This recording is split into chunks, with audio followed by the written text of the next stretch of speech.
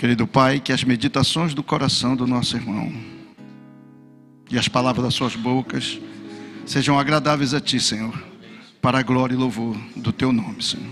Em nome de Jesus. Amém. Alô, som. Bem, poder sentar, acho que...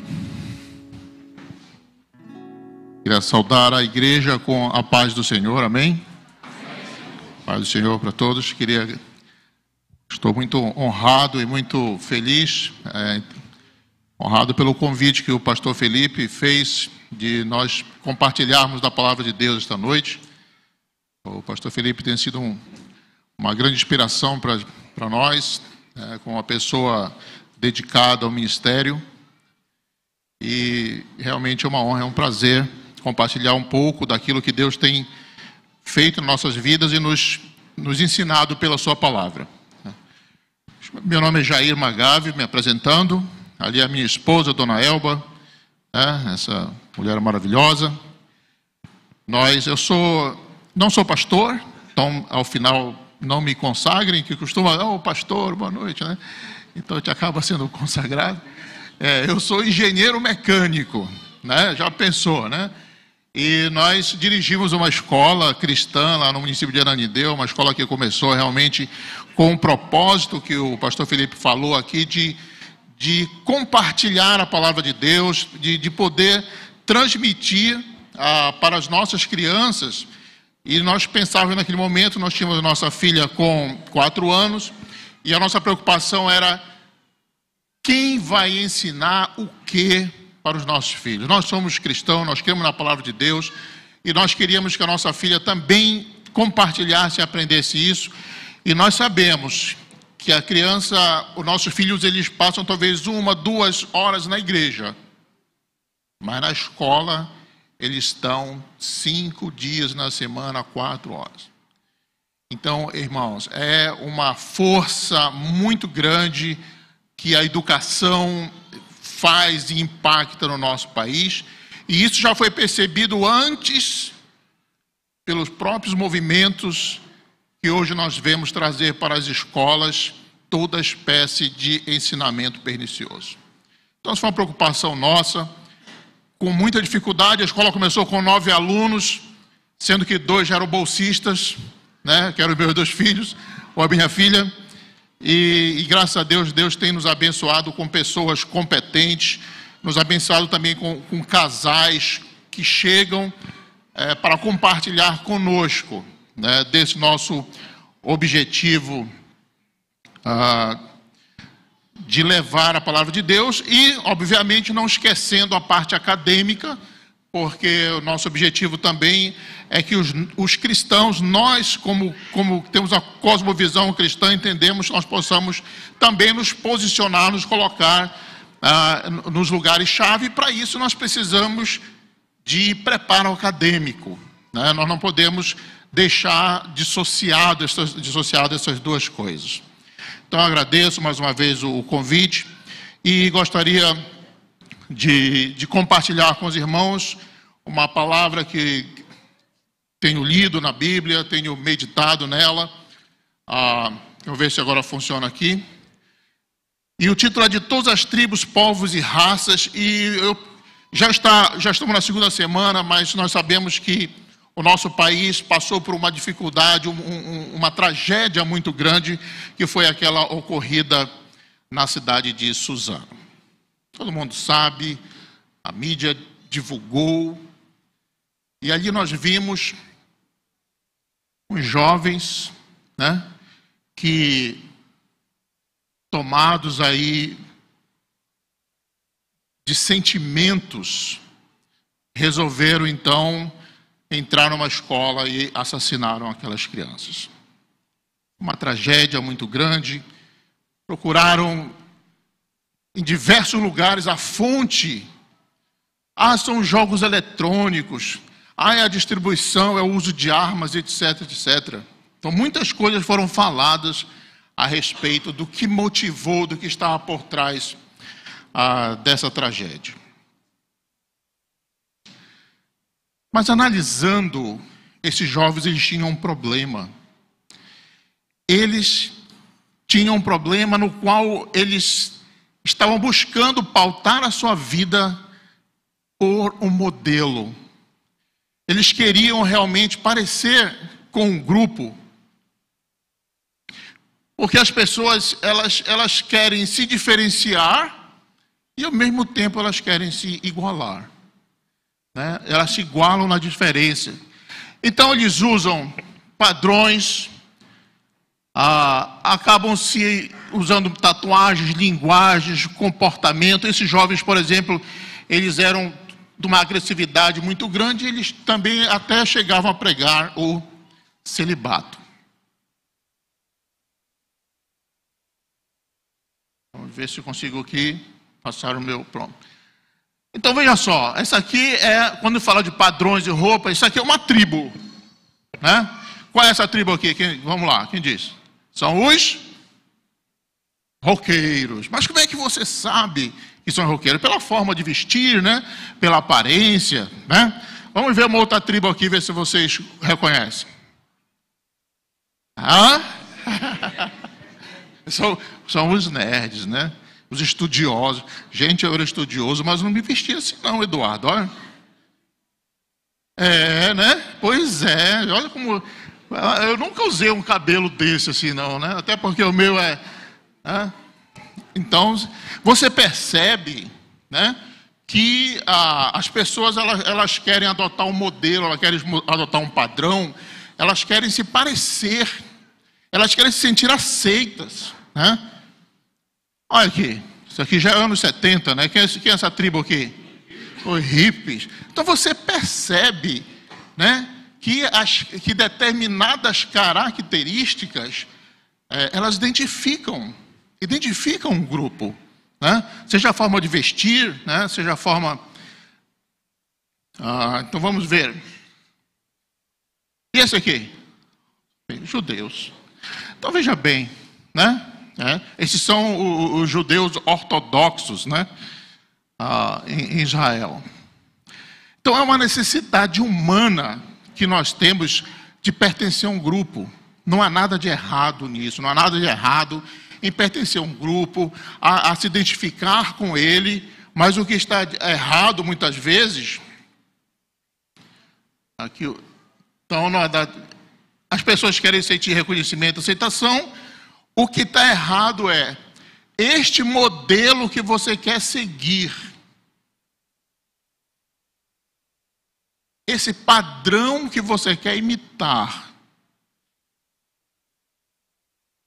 ele vai te levar para onde? Você quer aceitação, você quer reconhecimento, você quer respeito. Mas qual é o preço que você está disposto a pagar? Aqueles jovens, eles pagaram com a sua própria vida e levaram a vida de muitos.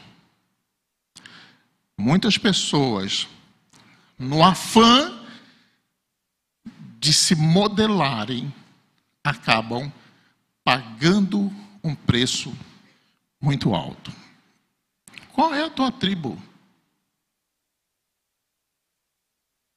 Você que está essa noite aqui, você já tem uma tribo.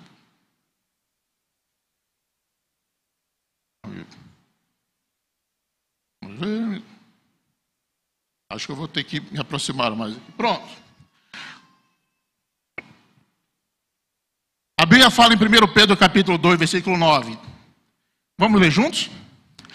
Vós, porém, sois raça eleita, sacerdócio real, nação santa, povo de propriedade exclusiva de Deus, a fim de proclamardes as virtudes daquele que vos chamou das trevas para a sua maravilhosa luz. Amém? Glória a Deus por isso. Eu não sei se eu estou passando aqui ou ele que está passando lá. Então veja bem, esse versículo, ele começa dizendo o seguinte: nós somos raça, nós somos uma raça. O que caracteriza uma raça? Ela é interior, é o seu próprio DNA.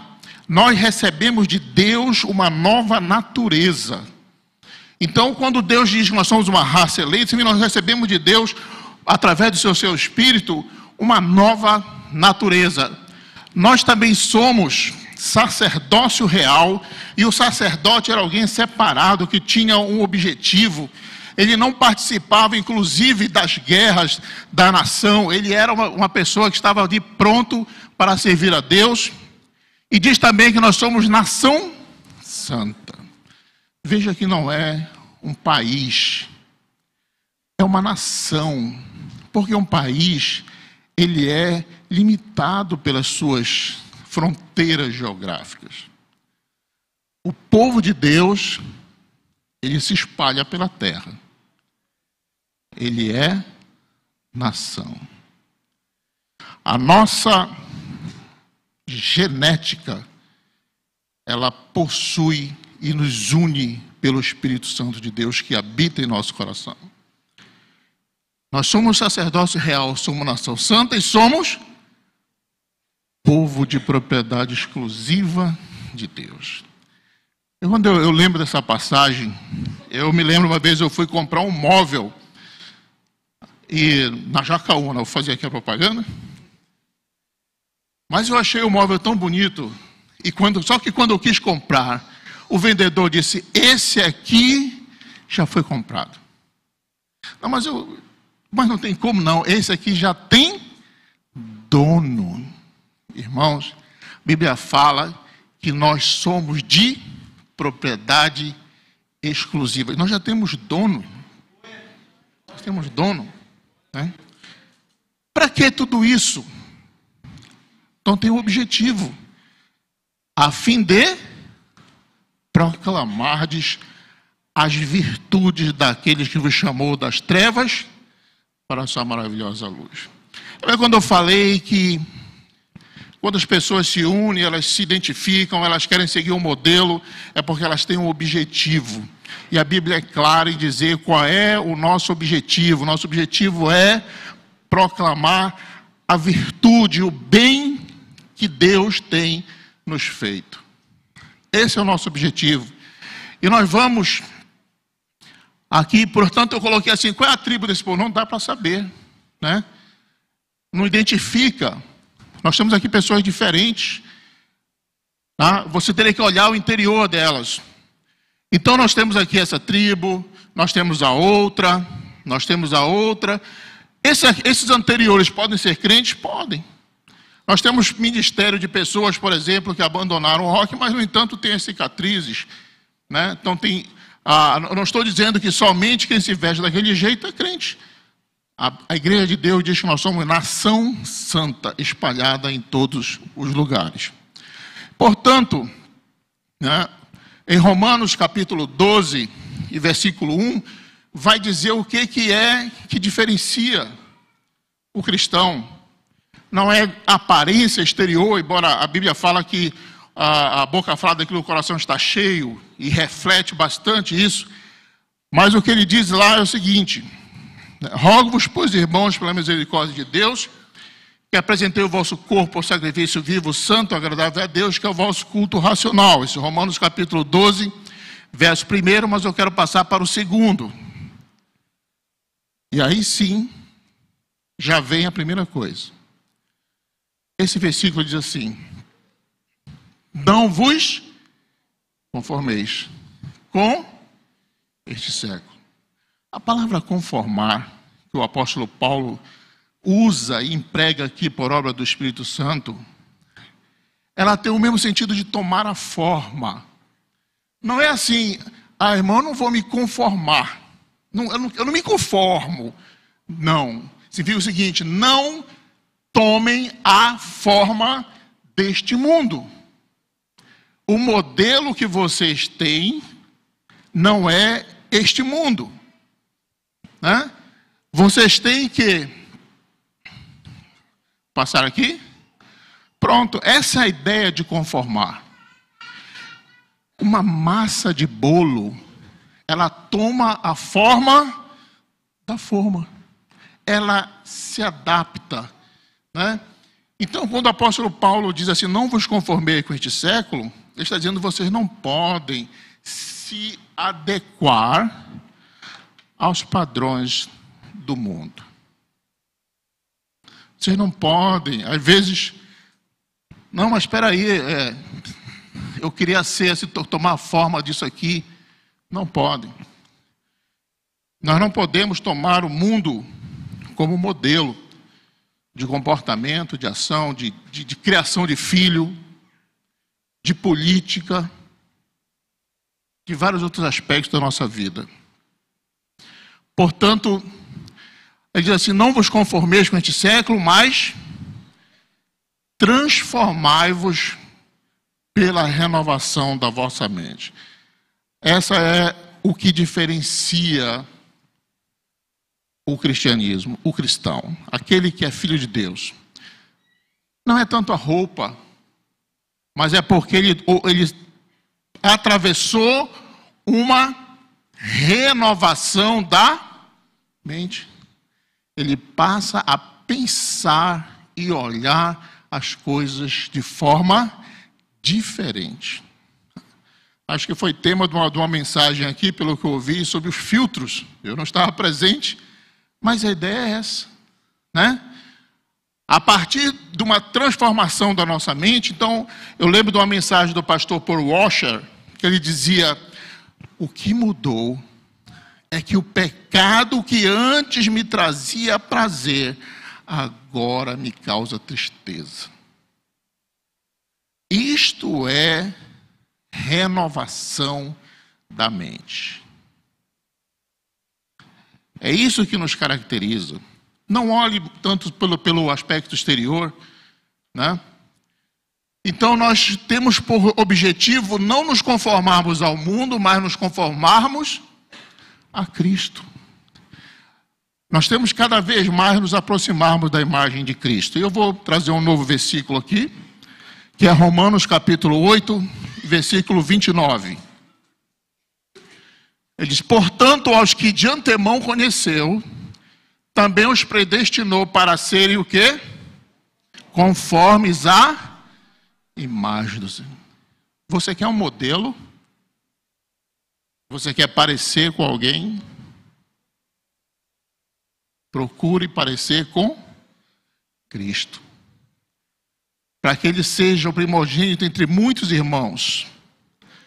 Então esse é o nosso modelo, e nós vamos ver como é que nós podemos hoje, né, mudar a nossa mente para nos transformarmos ou nos aproximarmos da imagem de Cristo.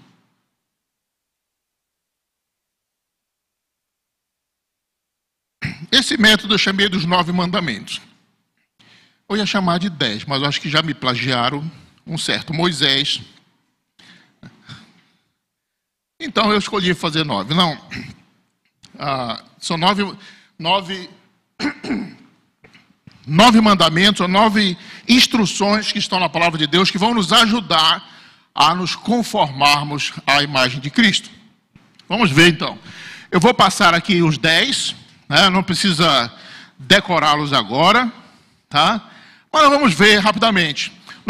Eles estão baseados em tomar cuidado. A Bíblia fala que nós devemos cuidar, né? Cuidar dos nossos pensamentos, das nossas necessidades pessoais, dos nossos relacionamentos, ter atitudes positivas para com a vida, ligando tudo no amor de Deus. Devemos cuidar de ler a sua palavra, ter comunhão com os santos, louvar a Deus, cultivar uma verdadeira motivação. E esse texto nós vamos encontrar em Colossenses capítulo 3, versículo de 1 a 16. Se você tiver a sua Bíblia, eu convido o irmão ou a irmã, nosso visitante também, a abrirem, né, esse texto que vai nos fundamentar nesta passagem. Colossenses capítulo 3, versículos de 1 a 16. Deixa eu contextualizar um pouco essa palavra do apóstolo Paulo aos Colossenses. Obrigado. A cidade de Colossos é uma cidade que fica atualmente na Turquia, mas na época que o apóstolo Paulo escreveu, eu acho que vai aparecer todos os meus textos lá, mas obrigado. Ok? Então a cidade de Colossos é uma cidade onde as pessoas se converteram das religiões gregas, e eles estavam em busca de também um modelo, porque o que eles conheciam da religião grega, eles disseram, nós vamos abandonar isso. Quando o apóstolo Paulo pregou aos crentes em Éfeso, diz a Bíblia que eles queimaram todos os seus livros e abandonaram todas as práticas. E agora, o que é que nós vamos, qual é o nosso modelo, o que é que nós vamos fazer? O apóstolo Paulo também escreve também aos Colossenses, no capítulo 3, versos de 1 a 16, o primeiro mandamento é, cuida dos teus pensamentos sobre as coisas. Irmão, se tem uma coisa que ninguém percebe, você pode perceber o vestir, você pode perceber as ações, mas ninguém percebe o que está no seu pensamento. Sabe quem é que pode cuidar do seu pensamento? Você. Sou eu. E a Bíblia fala então, Colossenses capítulo 3, versículos 2 e 3, diz, portanto, se foste ressuscitados juntamente com Cristo, buscais, pois, as coisas lá do alto, onde Cristo vive assentado à destra, à direita de Deus. Pensai, buscai as coisas, pensai nas coisas lá do alto, não as que são aqui da terra. Esse deve ser o nosso objetivo. Nós não vamos viver alienados, mas não deve ser o que preenche toda a nossa preocupação. Nós devemos pensar naquilo que tem resultados para a eternidade. Quando nós vamos decidir alguma coisa, esse deve ser um parâmetro de decisão. Eu me lembro disso, pastor Felipe, quando nós começamos a escola, o Logos. Eu estava desempregado, meu patrão chegou e disse, olha, nós vamos fechar a empresa, mas eu queria te pagar tudo, e ele me pagou a minha indenização. A primeira coisa que eu fiz com a minha indenização, eu tinha uma filha, recém-casado, eu fui no mercado e comprei meia saca de açúcar, meia saca de feijão, arroz, uma caixa de leite ninho, e disse, bom, comida eu tenho, e força para trabalhar também, né? Mas fiquei preocupado, e na época teve um concurso para o Banco do Brasil, né? E o Banco do Brasil, obviamente, um emprego federal, e eu digo, olha, eu não sei jogar bola, mas tem uma coisa que eu sei fazer, é estudar. E aí eu estudei para esse concurso e passei. Orei e Deus me abençoou de eu ser aprovado. Ao mesmo tempo, um amigo nosso, missionário norte-americano, disse, eu vou para os Estados Unidos e vocês querem começar uma escola na minha casa? 2 objetivos. Pensar nas coisas lá do alto. Não foi... Aí nós conversamos, eu disse, bom, dessas 2 coisas, uma tem valor para a eternidade. E nós vamos começar a escola. E eu abandonei a minha carreira lá, precoce, como escriturário do Banco do Brasil, e Deus depois nos abençoou, né? Então esse deve ser o nosso objetivo, cuidando dos nossos pensamentos, pensando nas coisas lá do alto, nas coisas não das que estão aqui na terra. Então se você tem algo objetivo e agora Deus falar ao seu coração, coloque isso diante de Deus, né? E decida pelo que está no alto. Cuida do pensamento sobre ti mesmo, ok? Então eu tenho as minhas necessidades, e aí a Bíblia diz assim, fazei, pois, morrer a vossa natureza terrena. E eu acho interessante o uso dessa palavra que Deus colocou para Paulo usar. Fazei, pois, morrer. A nossa natureza terrena ela não deve ser, ela não morre de morte súbita. É interessante isso. A palavra aqui é necrosis. Os gregos usam duas palavras para a morte. Thanatos. Quem já viu aquele filme Thanos, que traz a morte, né, o punho de Thanos? Mas a Thanatos é a morte súbita. Aqui usa necrose. O que é necrose? Necrose é aquele membro que morre por falta de sangue. Ele deixa de ser alimentado. Então, aqui está dizendo o seguinte: deixem de alimentar a vossa natureza terrena. Deixe de alimentar. Porque você deixando de alimentar, ela vai morrer. Ela vai se tornar cada vez menos importante na sua vida. Então, e essa natureza terrena é aquilo que nos liga aos nossos pensamentos, aquelas nossas necessidades mais pessoais, a prostituição, a impureza, a paixão lascívia, o desejo maligno e a avareza. Isso se acaba do dia para a noite, é difícil. Mas a palavra de Deus está dizendo que a forma de fazer isso é não alimentando. É deixando morrer. Né? Não podemos alimentar esse nosso lado. Tudo isso é idolatria. Porque é a satisfação do eu.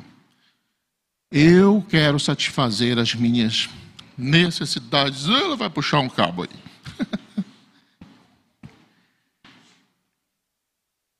Ok? Então devemos deixar morrer a nossa natureza humana, terrena, não alimentando, não buscando. Quando é que você alimenta isso? Por exemplo, quando você começa a pensar. A Bíblia não falou lá no versículo anterior, pensar nas coisas lá do alto. Quando começa a pensar nas coisas terrenas, começa a observar, a pensar, a lembrar, eu estou alimentando. Né? Então, se alguém me fez mal, eu fico pensando, eu fico remoendo, eu estou alimentando. Ok? Terceiro mandamento. Cuida dos teus pensamentos sobre os outros também. O que é que você pensa, né, a respeito dos outros? Então, despojai-vos igualmente disto. E aí nós temos a ira, indignação, maldade, maledicência, linguagem obscena do vosso falar. Isso é como nós nos relacionamos com os outros. Eu não devo ter cuidado somente daquelas minhas paixões pessoais. Mas eu devo ter cuidado também de tudo isso. Sabe o que é maledicência? A maledicência é falar mal. É pensar. Atribuir à pessoa um pensamento negativo. Está vendo fulano? Ele é metido. Está vendo ciclano? Ele fez isso porque ele só quer ser. Ou fulano, está vendo? Aquele é um pecador. Isso me faz lembrar quando Jesus, falando do samaritano e do fariseu, que dizia: Senhor, o fariseu dizendo: ainda bem que eu não sou como esse samaritano. Né? E o samaritano dizia: Senhor, tem misericórdia de mim, porque eu sou pecador. Né? Então, esse aqui nós devemos ter cuidado. Se nós alimentarmos, isso aqui pode ser alimentado facilmente. Se a gente fica se lembrando o tempo todo, trazendo a nossa memória, ira, indignação, maldade, maledicência, linguagem obscena do vosso falar. Devemos ter cuidado também com a nossa linguagem. Não mintais uns aos outros. Né? Então, isso é uma necessidade. Hoje nós vemos tanto escândalo na política, resultado, muitas vezes, da pessoa tentar acobertar os seus atos e ações. Né? Então, a Bíblia fala. Por quê? Porque tudo isso faz parte da velha natureza. E nós precisamos passar disso também. Ok? Quarto mandamento. Então, já vimos, cuida do pensamento, né, pensando nas coisas do alto, o pensamento sobre ti, o pensamento sobre os outros e o pensamento sobre a vida. Como é que você encara a vida? Versículos 12 e 13. Né? Então, revesti-vos, pois, como eleitos de Deus, de ternos afetos de misericórdia. Então, essa é a nossa posição diante da vida. Misericórdia, bondade, humildade, mansidão e longanimidade. A palavra longanimidade que me chama a atenção, ela quer dizer o seguinte: você se alonga até o suficiente para deixar passar aquele momento de raiva, aquele momento em que você se sentiu contrariado, né? E aí você exerce a sua mansidão, a sua bondade e a sua misericórdia. Então, se eu pegar a minha vida e for o tempo todo iracundo, o tempo todo não exercer mansidão, às vezes isso é difícil. Lembra que eu falei que é difícil?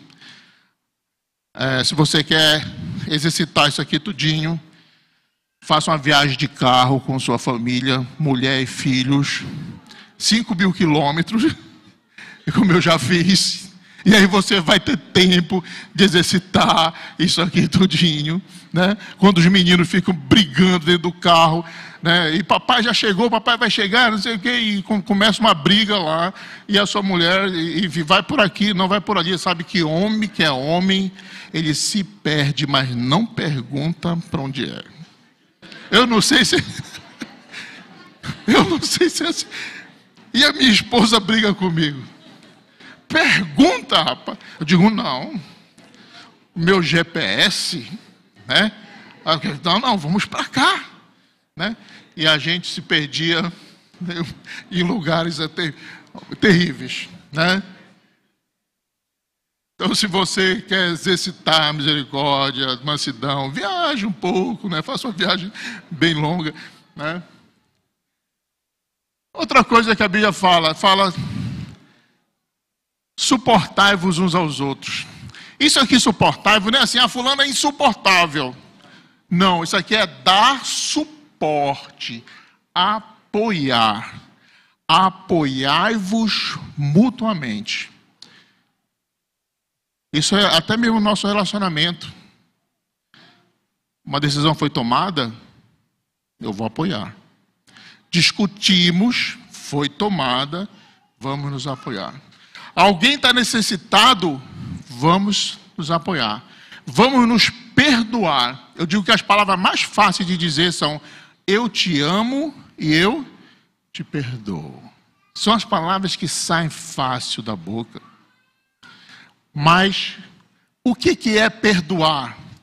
Perdoar é abrir mão do direito de acusar. Deus nos perdoa.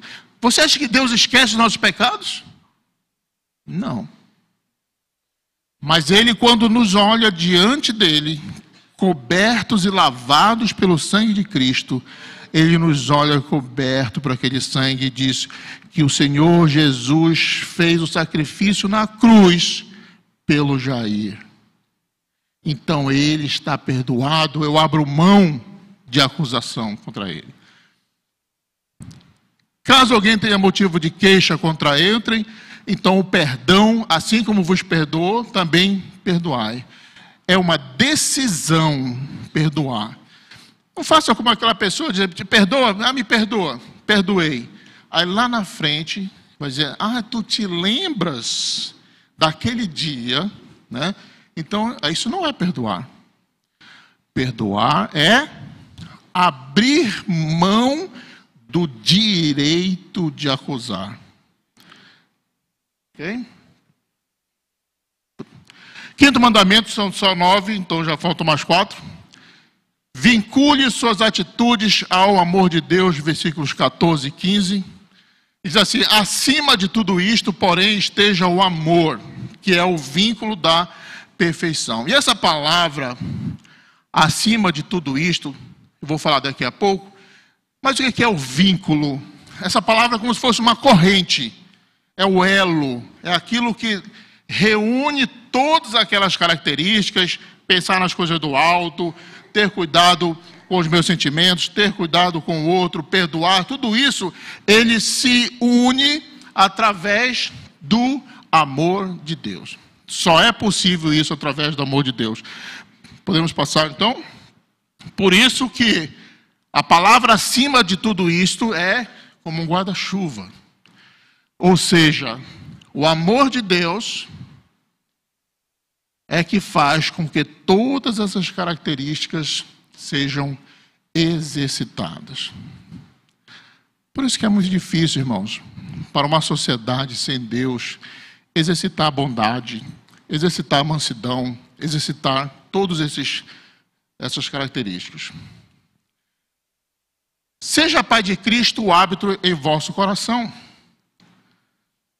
E é interessante, porque muitas vezes você quer tomar uma decisão, ou quer fazer algo, mas você precisa de alguém para dizer, será que isso está certo? Será que isso aqui vai glorificar a Deus? Por isso, é a paz de Cristo, é aquela que nos ajuda a exercitar tudo isso. Então, podemos passar. Então, a paz de Cristo é aquele dom do Espírito Santo que vai nos capacitar a ter paz, a tomar as decisões e ter paz. Okay? Então nós fomos chamados para essa paz de Cristo num só corpo, portanto sejamos agradecidos. Sexto mandamento, digamos assim, conhecer a palavra de Deus. Olha só, e aí é um versículo só, mas a primeira parte diz o seguinte: habite ricamente em vós, palavra de Cristo. E aqui eu quero chamar a atenção para essa palavra, ricamente. Ora, o que é a ideia? A ideia é que a palavra de Deus, ela é um hóspede de primeira categoria. Sabe? Não é aquele que visita de vez em quando. Por isso ele diz o quê? Habite. É isso? Porque aquela palavra peraí, de vez em quando eu vou usar. Não, a palavra de Deus, ela tem que fazer morada, ela tem que estar o tempo todo sendo o árbitro em nosso coração. O salmista diz: guardo no coração as tuas palavras para não pecar contra ti. Isso que é habitar. Não é, a palavra de Deus não nos visita, ela habita. E habita o quê? Ricamente, né? Não é aquele hóspede, sabe, eu amo minha sogra, mas a gente diz, não, é como fosse sogra. Não, não é o meu caso, né? Mas veja só, habitar ricamente não é morar de aluguel, não é aquela pessoa que é menos importante, mas ela é um hóspede importante do nosso coração. Então, esse nós devemos ler, meditar, conhecer, para podermos ter a paz de Cristo em nossos corações. Okay? Podemos passar esse versículo, né? Sétimo mandamento: não se isole, cultive a comunhão, né? Volte um pouco, por gentileza. Sétimo mandamento. Tá, então aqui a parte B do versículo: instruí-vos e aconselhai-vos mutuamente em toda a sabedoria. Então eu não devo me afastar da igreja. Tem gente que diz, não, Deus está em todo lugar, então eu posso assistir o culto, posso ficar em casa, né? Mas veja bem, a Bíblia fala que nós temos que ter comunhão, e nós devemos nos instruir e nos aconselhar-vos o quê? Mutuamente. Agora pensa bem, se você não conhece a palavra de Deus, você não participa dos treinamentos da igreja, você não tem experiência com Deus, muito provavelmente você vai ser aconselhado. Mas será que você vai aconselhar? A palavra de Deus diz que o aconselhamento é o quê? Mútuo, né? Então, mais uma vez, a importância de conhecer a palavra de Deus, de estar participando na igreja, para que eu possa me instruir e aconselhar, e lembra do outro versículo, nos suportar mutuamente. Podemos passar? 8º mandamento: procure e encontre motivos para louvar a Deus. Então, habite ricamente em vós, instruí-vos, louvando a Deus, com salmos, hinos, cânticos espirituais, com gratidão. Nós tivemos aqui o testemunho do irmão, de como Deus deu o livramento. Mas nós temos, dia a dia, na nossa experiência, motivos para louvar a Deus. Se a nossa vida é o tempo todo amarga, amargurosa, nas dificuldades, ela nem se compara ao que o apóstolo Paulo passou. Esse homem, depois de pegar uma maior surra, ele e Silas ficaram cantando na prisão. Cantando, louvando a Deus, porque tinham motivos para isso. É difícil, não é fácil, mas a Bíblia nos dá o modelo. Esse aqui é o que nós devemos buscar. 9º mandamento: cultive a motivação fora de si mesmo. Cultive essa motivação em Cristo. Versículo 17. E tudo o que fizerdes, seja em palavra, seja em ação, fazer em nome do Senhor Jesus, dando por ele graças a Deus Pai. E esse tudo, né, envolve toda a nossa vida. Às vezes você pode pensar: eu estou indo, por exemplo, assistir a uma peça, ou estou ouvindo uma música. Louve a Deus, você tem audição, você tem entendimento, você tem visão, você tem oportunidades, né?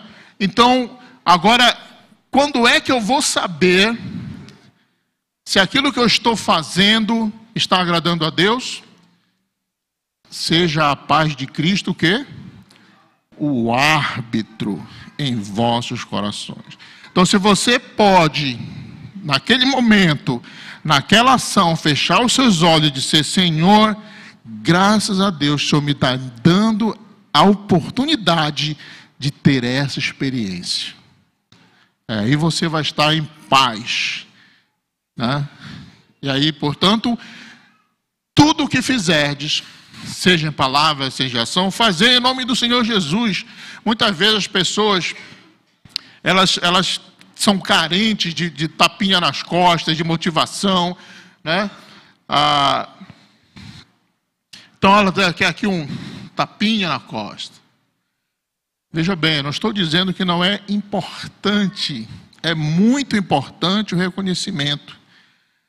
Mas o verdadeiro cristão, ele sabe que se ele não receber isso aqui, não vai fazer diferença. Por quê? Porque ele está fazendo para Deus. Tá? Nós, como líderes, devemos sim reconhecer. A Bíblia fala mesmo que digno de redobrados honorários, de redobrada honra, são aqueles que se afadigam no ministério. Né? Então a Bíblia fala, a Bíblia sempre reconhece o valor, né, das pessoas. Portanto, isso é importante, mas não é essencial para o Filho de Deus. Então chegamos ao nosso novo mandamento, vamos já concluir. Então nosso objetivo, nos conformarmos a Cristo, né? Baseado no versículo Romanos 8:29, porquanto os que de antemão conheceu, também os predestinou para serem conformes à imagem do seu Filho. Nós devemos ser a imagem do mundo? Não. Devemos copiar, sim, padrões, comportamentos que estão de acordo com a palavra de Deus. Mas o nosso objetivo é nos conformarmos à imagem do seu Filho, à imagem de Cristo. E para isso nós colocamos, então, 9 mandamentos, assim dizer, baseado em Colossenses 3, de 1 a 17, cuidando o quê? Dos nossos pensamentos, dos relacionamentos comigo mesmo, né? A lascívia, a prostituição, não alimentando, deixando morrer, não alimentando esses meus pensamentos. O relacionamento com o outro, a ira, a maledicência, enfim, o relacionamento com a vida, cultivando a bondade, a mansidão, a longanimidade, trazendo tudo isso ligado no amor de Deus. Habite ricamente em vós a palavra de Cristo. Então, habitar mesmo, não é passar de passagem, e é habitar ricamente com um lugar de honra, tendo a comunhão, louvando a Deus com salmos, hinos e cânticos espirituais, né? Tendo motivo de gratidão e cultivando a verdadeira motivação. É muita coisa, né? Mas é isso mesmo, é o que a palavra de Deus qualquer líder sabe que o objetivo tem que ser colocado ali em cima, né? Esse é o padrão de Deus, esse é o padrão que a Bíblia nos dá, e esse é o padrão que nós vamos buscar. Vamos inclinar nossas cabeças, ter uma palavra de oração, em seguida eu retorno a palavra ao dirigente.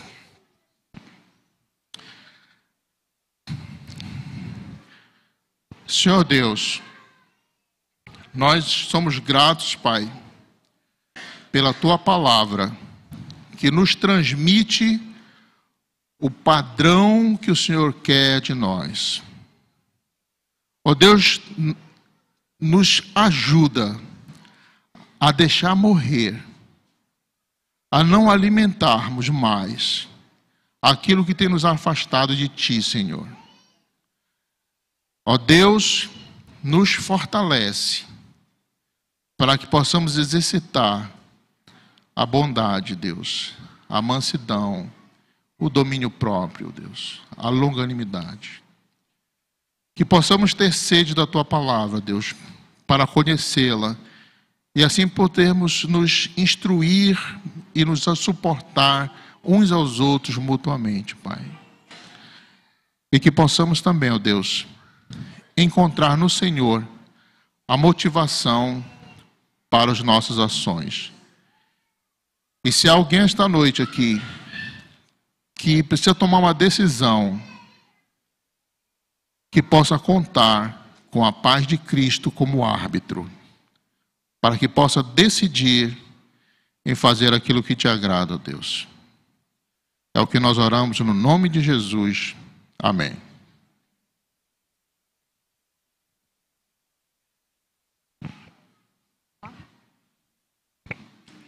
Amém. Spurgeon fala, e nós já citamos outras vezes, quando a gente se converte, nós saímos do mundo. Esse é o novo nascimento, é a natureza de Deus que chega até a gente quando a gente de fato abre o coração, crê verdadeiramente, se arrepende e confessa ao Senhor Jesus. Mas a nossa natureza humana, ela não morreu. O mundo não saiu de mim e de você. Então a gente precisa da santificação. E o que é a santificação?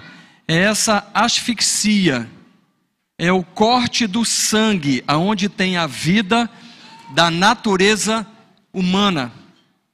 E a santificação, ela vai fazendo com que a natureza humana, ela vá morrendo. Queridos, entenda uma coisa. A Bíblia diz que sem a santificação, ninguém verá Deus. Ninguém verá Deus.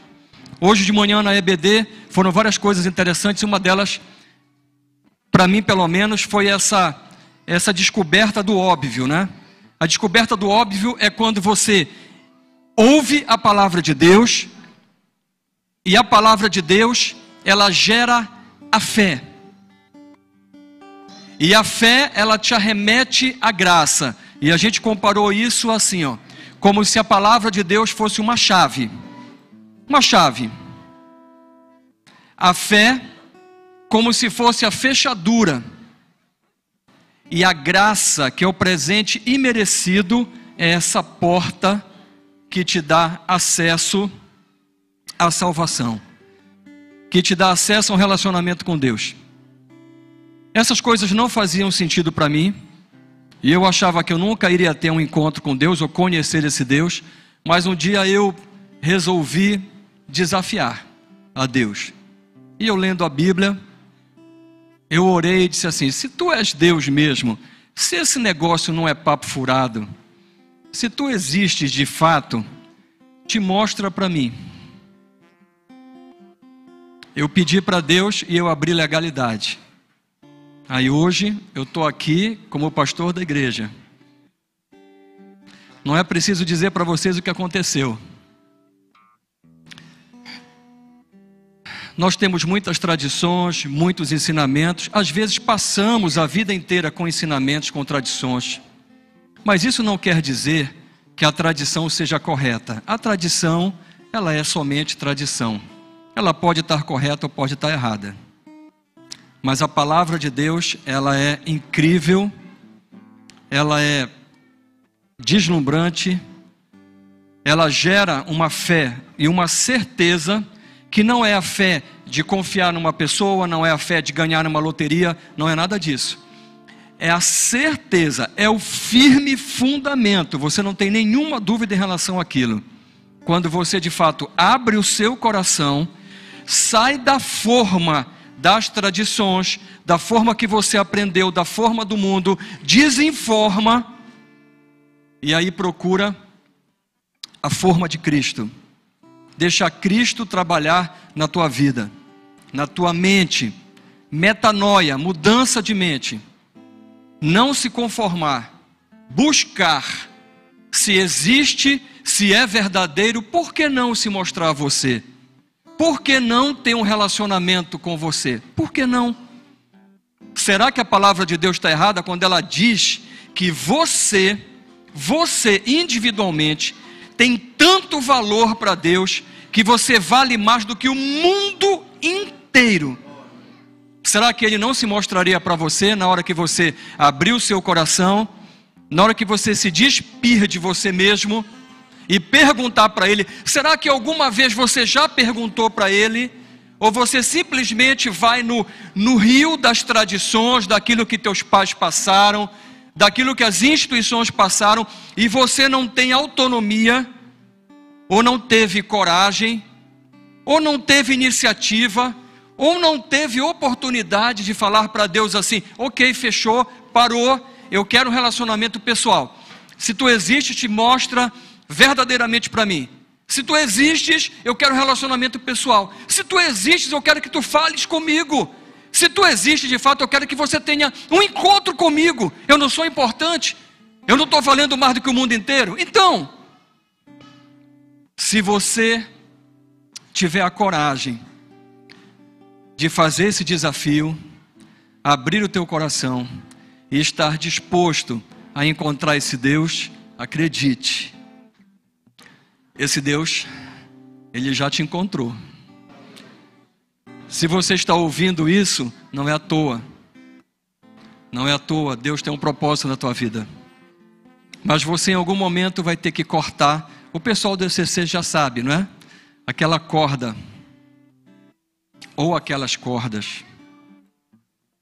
Deus é bom, Deus é maravilhoso, e todos aqueles que se convertem verdadeiramente ao Senhor, eu quero dizer algo para você: jamais voltam atrás.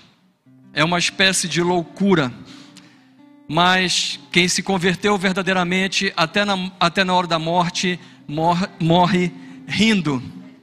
Quem se converteu não abre mão dele. Quem teve um encontro verdadeiramente com Ele está disposto a abrir mão de tudo menos dele. Isso é muito radical, e isso só poderia ser justificado na presença do Senhor e quando você se encontrar verdadeiramente com Deus. Nada pode tomar o lugar de Deus. Só Deus pode fazer isso na tua vida ou na vida de qualquer pessoa de modo lícito. Porque, enfim, Ele é o Criador de mim, de você e de todas as coisas. E Ele te ama tanto, e me ama tanto, ao ponto de dar o seu único filho para morrer no meu lugar e no teu lugar. Ele tem legitimidade para ser o que Ele é e para fazer o que Ele quer fazer. Ele é Deus. Eu queria que você fechasse seus olhos por mais alguns segundos, por favor, para eu orar. Orarmos juntos, e se você concordar no final, diga amém. Pai, em nome de Jesus, nós ouvimos a Tua mensagem, entendemos essas coisas todas. Nós temos certeza que a Tua palavra, que é a chave, ela gerou realmente fé na nossa vida, que nós entendemos mais algumas coisas, e que em nome de Jesus nós pedimos, Senhor, que Tu possas te revelar a cada um, que Tu possas, Deus, em nome de Jesus, fazer a Tua obra na vida de cada pessoa, porque nós sabemos que no final de todas as coisas, isso é o melhor que poderia acontecer para cada um. Nós não temos nenhuma dúvida, por causa do Teu amor incompreensível, imensurável, Deus, deslumbrante. Nós, portanto, Deus, te damos liberdade, em nome de Jesus, para Tu agires na nossa vida, te revelares a cada um de nós, Pai. Deus, para que a gente verdadeiramente tenha um encontro de renovação e transformação contigo, Pai. Deus, nós oramos a Ti e falamos contigo, Pai querido, em nome de Jesus, amém. Reflita sobre isso, querido. E nós temos duas notícias interessantes para vocês. A primeira é que na semana que vem, sábado à noite, começa o seminário do Pastor Cote. Nós não temos vagas, mas nós já temos uma lista de espera, ok? Mas o que é que a mídia vai fazer conosco e a missão com crianças? A mídia vai fazer transmissão ao vivo para o anexo. E lá não precisa de inscrição. A inscrição é aqui, vocês sabem, para pagar alguns custos, e cada um que se inscreve tem o livro do Pastor Cote, ok? Então é basicamente para cobrir metade dos custos. Mas nós vamos transmitir ao vivo para o anexo, ok? Nós não vamos jogar direto no YouTube, como jogamos todas as programações, porque nós não temos essa autorização ainda. Se o pastor, depois da autorização, a gente joga. Mas você pode convidar, você que não está inscrito, você pode ir para o anexo, trazer seus convidados, que lá vai estar sendo transmitido sábado à noite, domingo pela manhã e domingo à noite. E mais um detalhe, durante esses 3 horários, nós vamos ter 2 salas com crianças. A missão com crianças está contratando algumas professoras para poder liberar, claro, que todo mundo que trabalha lá para assistir, participar do seminário, mas nós teremos 2 classes para crianças, tá bom? Então podem trazer os filhos, que eles vão ficar com as professoras. E lembrando sobre o documentário, que é no dia 6 de abril, lá no cinema do Shopping Metrópole. Os ingressos estão lá à porta com a irmã Beth e a irmã Mônica, tá bom? Então quem quiser, por favor, não tem muitos ingressos, quem quiser participar, é no dia 6 de abril, sábado, pela manhã, às 10 horas da manhã, tá bom? Qualquer dúvida, faça assim, Eduardo. Qualquer dúvida, Eduardo, que é o diretor do eixo de política e governo, está aqui. O Eduardo pode tirar para você, tá bem? E responder qualquer dúvida. E lembro para a diretoria da família que, acabando o culto, reunião lá no anexo para conversarmos sobre o EJAC. Vamos orar? Vamos ficar em pé, pessoal, para encerrar. Vamos encerrar com louvor. Antes de nós louvarmos, estenda suas mãos, por favor, e vamos orar ao Senhor para que Ele nos abençoe e nos dê uma semana maravilhosa, de alegria, de saúde, de prosperidade, de contentamento. Pai, em nome de Jesus, nos leve em paz para as nossas casas, nos dá uma semana maravilhosa. O que vem por aí de programações, Senhor, que esse seminário, no final de semana com o Pastor Cote, seja uma grande bênção para cada família, para cada pessoa. Ó Deus, que haja cura, que haja tratamento, que haja crescimento. Nós sabemos que o Cote é uma das maiores autoridades que existem nesse assunto, é uma raridade poder tê-lo em qualquer igreja, tê-lo conosco, e nós te louvamos e agradecemos a Ti por essa oportunidade, Deus. E te pedimos em nome de Jesus que tu estejas no comando de todas as coisas e tudo aquilo que foi falado hoje possa ecoar nos nossos corações e produzir frutos. Nós oramos a ti em nome de Jesus, amém. E que o amor de Deus, o nosso Pai, a graça, que é o presente merecido, que é a porta do nosso Senhor e Salvador Jesus Cristo, a unção, a consolação, a amizade, a doce presença do seu Espírito Santo seja com você e com todos aqueles que você ama. Os que recebem, digam amém. Amém. Deus abençoe, queridos. Vamos louvar o Senhor.